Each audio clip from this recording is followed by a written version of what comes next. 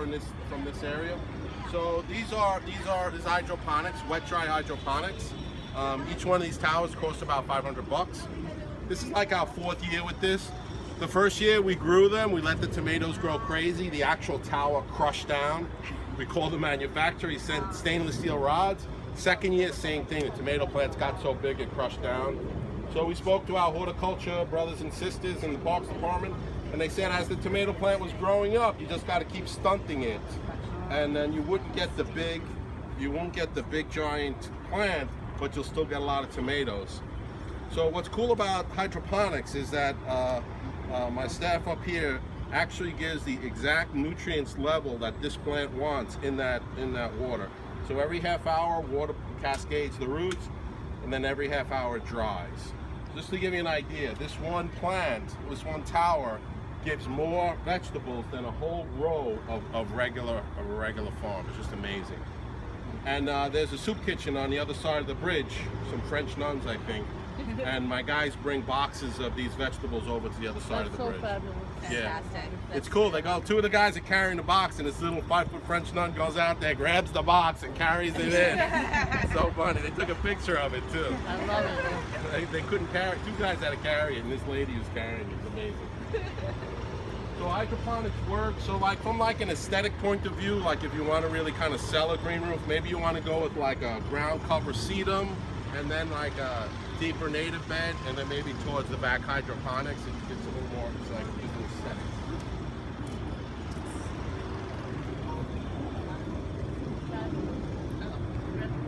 Thank you. Thank you for joining us.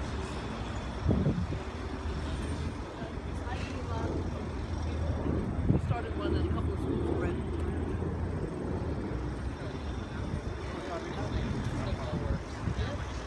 All right, so this is called Zero Floor. This has been in Germany for about 40 years. It's an ultra thin system.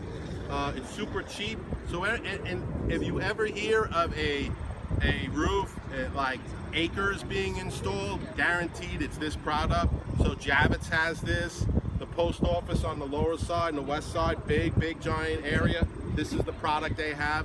Anywhere they're putting 40, 50,000, 100,000 square feet of green roof, this would be the product. Super cheap. This stuff is like $8 to $10 a square foot to buy. It holds 1 inch of water, which is 90% of our rainstorms. So this is definitely the product to go down and dirty cheap if you have big areas in New York City. So behind you is a farm. So farms are like perfect for a roof. You get full sun, full water, you get this constant breeze up here, it helps with the pests. What's happening now in Manhattan, I mean, you guys probably know better than me, they have little farms on top of restaurants. So they go up there and get all their herbs and spices and locally grown vegetables and stuff. Just imagine the money they're saving. Instead of shipping a crate of vegetables from Chile on a ship to a train to a plane to get to us, you can grow it right here. The other thing we're doing is the school has the roof and the restaurant is buying from the school. Yeah, sure. It's really exciting. Yeah. And it works. It's absolutely insane. Now we also mix this stuff, if you guys want to Google it, Max discussed it, called biochar. Biochar is like this charcoal type material, and we mixed it in with the soil, and what we found out is our vegetables are growing twice as fast and twice as big. It's absolutely amazing. Biochar is a pretty cool product. Our Parks Department is starting to get into it right now. We have it at our nurseries right now. They're introducing it into the soils. Peppers look good over there. Yeah, they got like 6 or 7 different types of peppers. Yes. They got hot peppers. The other day they handed me a hot pepper, and later on I rubbed my eye. It was unbelievable. My eye was burning the whole day. Crazy. So we're very careful with the hot peppers that are up here. Okay. All different types of tomatoes, cantaloupes. We actually pushed the envelope this year. We went with watermelon, and it's really this rain is helping us a lot. We're really doing great. And we have, obviously you can see we got corn. It's pretty cool too. 6 feet high. Yeah. And you can see the corn in here.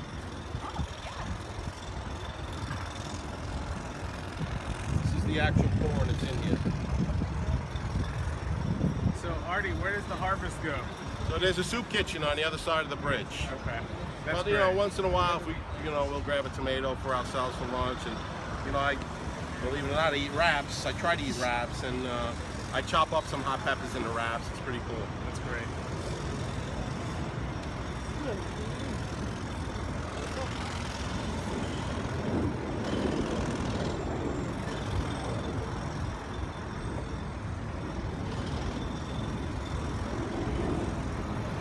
Yeah, it's sort of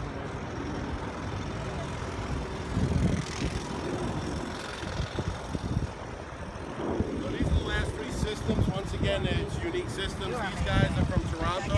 Toronto's been around for a long time.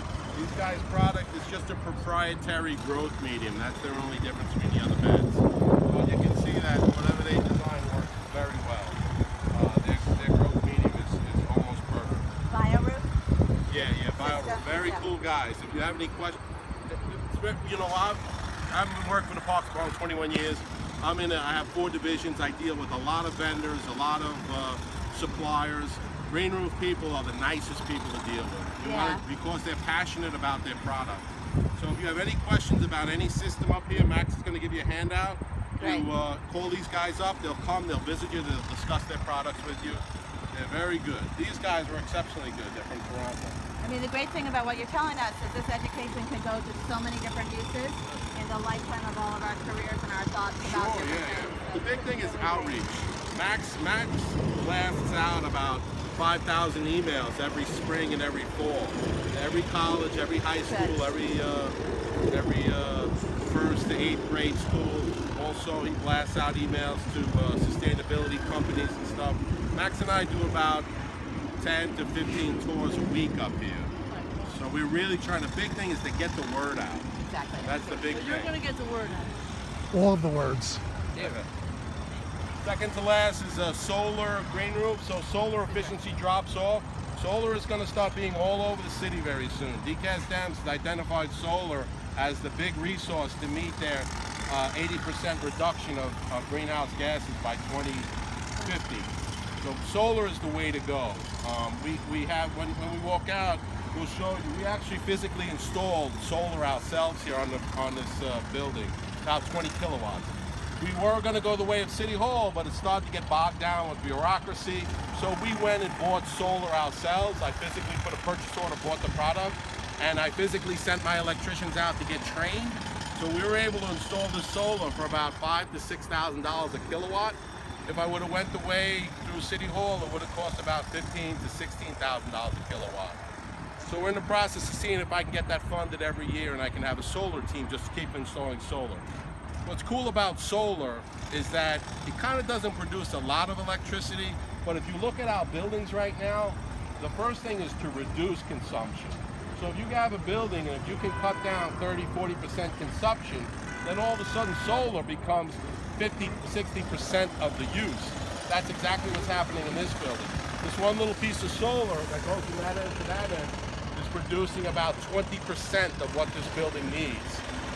When the building was originally built and had no sustainability components in it, it would have only done about 5% of what the building needed.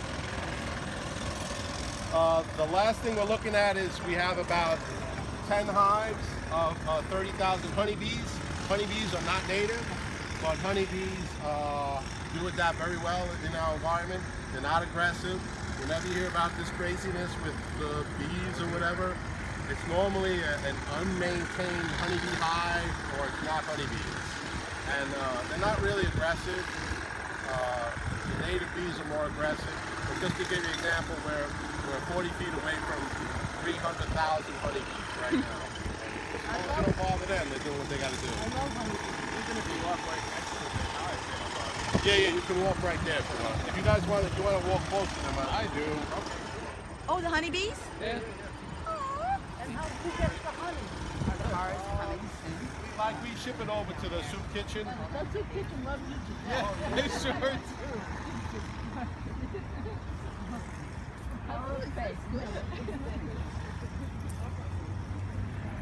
That soup kitchen loves you.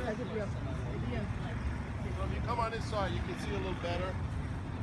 Unfortunately, the grass is high because our guys are afraid to cut the grass around the honeybees. But so bees are really cool. They are We have very cool. NYC Beekeeping takes care of this. They're wonderful. She's great. I know they're fabulous. She's excellent. And what we found out is that she comes by twice a week, gives them a little TLC. They actually produce tons of honey.